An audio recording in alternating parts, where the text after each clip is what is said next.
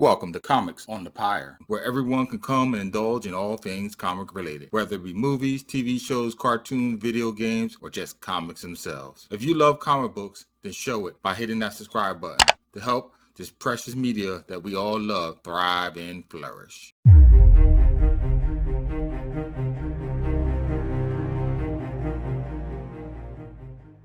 In 1941, just before Christmas, somewhere in North Africa, 2 U.S. soldiers are pinned down behind a Willis MD. Enemy fire shower overhead as a blockade of fire gives the two a respite.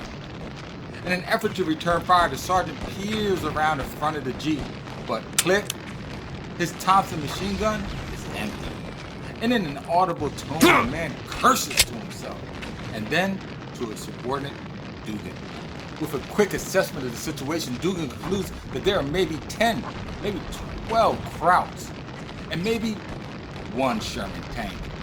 Buying himself more time to think, Fury fires off 45 caliber rounds into the direction of his attackers. Sparks shoot out from the gun's nozzle and enter shell casing, fling into the sky. When suddenly overhead, boom! The Jeep is gone, and so is their cover. Staggering to their feet, the 2 men stare into the flames that was once their bulwark and brace themselves for the assault to come. When faintly, Fury hears a Harley off in the distance approaching. Who would enter this fray and attempt to save 2 old soldiers? Through the flames, an image grows, but judging by the outline, the rider must be 7 feet tall. Within seconds, both rider and bike burst through the flames and shoot into the sky. Abandoning their ride in midair, Captain America and Bucky Barnes descends upon their enemies.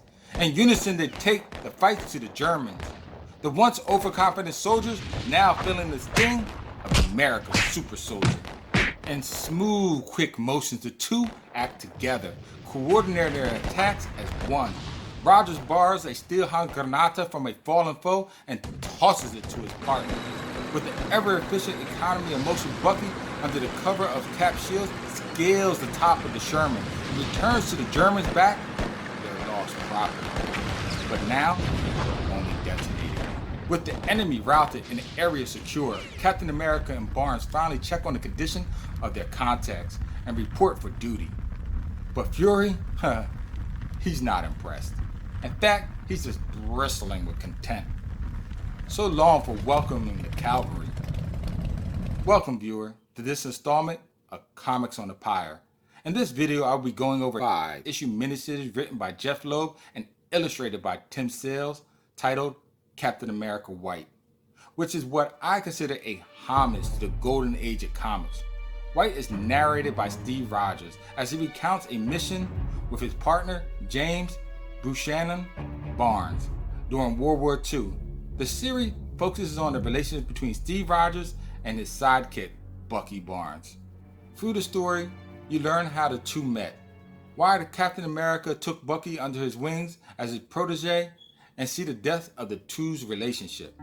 Through the storytelling, I get the sense that Rogers really had a chip on his shoulder when he was young, having been rejected by the U.S. recruitment office 3 times and bullied in his youth.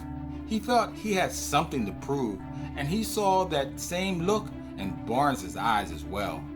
One of the things I like about Captain America is even though he is in a war and handling himself in adult situations, in his own way, he is still kind of naive to the ways of life.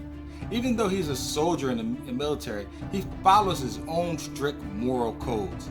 He won't kill the innocent or even unarmed soldiers. In every situation, he looks for the most humane thing to do and encourages his men to do the same. If you like Captain America, then you happened upon the right video, because this miniseries has a lot of Cap's history just jammed into it, as a few of other references of other important characters of his past. There is Nick Fury and his Howling Commandos, well before Fury ever donned the eye patch and became an agent of S.H.I.E.L.D. The ancestor to Braddock the Leaper, a reference to Howard Stark creating Captain America's shield, a shooting scene of the Submariner, as well as a backhand reference about the Human Torch. And if you didn't know this about the Human Torch's origin, It has nothing to do with the Fantastic Four. But that's for another video. There is even a comic about Captain America being used as a propaganda tool simply to sell war bonds and comics, which I believe was true in real life during World War II. I give this story arc a score of 3.5 out of 5, a very good read, but would totally rank it as a must-read for any Captain America fanatic, as it is a wealth of information paramount to its canon. Well, there you go. Please visit my YouTube channel, Comics on a Pyre, for other videos like this one. Comment below any story arcs that you feel as though deserve the limelight. Tap that bell icon before you go. And oh yes, as always, until next time, keep reading.